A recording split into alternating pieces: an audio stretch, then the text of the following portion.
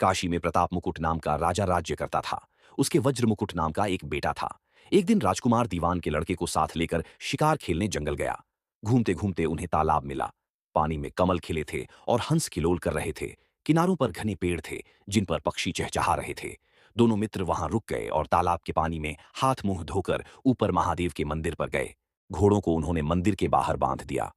वो मंदिर में दर्शन करके बाहर आए तो देखते क्या है कि तालाब के किनारे कोई राजकुमारी अपनी सहेलियों के साथ स्नान करने आई है। दीवान का लड़का तो वहीं एक पेड़ के नीचे बैठा रहा, पर राजकुमार से न रहा गया। वह आगे बढ़ गया। राजकुमार ने उसकी ओर देखा तो वह उस पर मोहित हो गया। राजकुमारी भी उसकी तरफ देखती रही। फिर उसने किया क्या कि जूड़े में से कमल का फूल निकाला, कान से लगाया, दांत से कुतरा, पैर के नीचे दबाया और फिर छाती से लगा। अपनी सखियों के साथ चली गई। उसके जाने पर राजकुमार निराश हो अपने मित्र के पास आया और सब हाल सुनाकर बोला, मैं इस राजकुमारी के बिना नहीं रह सकता, पर मुझे न तो उसका नाम मालूम है न ठिकाना।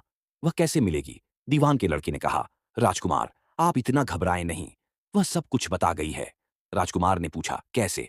वह बोला, उसने कमल का फूल सिर से उतारकर कानों से लगाया तो उसने बताया कि मैं कर्नाटक की रहने वाली हूं। दांत से कुतरा तो उसका मतलब था कि मैं दंतावट राजा की बेटी हूं। पांव से दबाने का अर्थ था कि मेरा नाम पद्मावती है और छाती से लगाकर उसने बताया कि तुम मेरे दिल में बस गए हो। इतना सुनना था कि राजकुमार खुशी से फूल उठा। बोला, अब मुझे कर्नाटक देश में ले चलो। दोनों मित्र वहां से चल दिए। घूमते फिरते सैर करते दोनों कई दिन बाद वहां पहुंचे। राजा के महल के पास गए तो एक बुढ़िया अपने द्वार पर बैठी चरखा काटती मिली।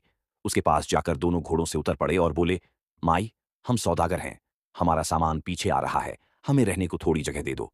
शक्ल सूरत देखकर और बात सुनकर बुढ़िया के मन में ममता उमड़ आई। बोली, बेटा, तुम्हारा घर है, जब तक जी में आए रहो।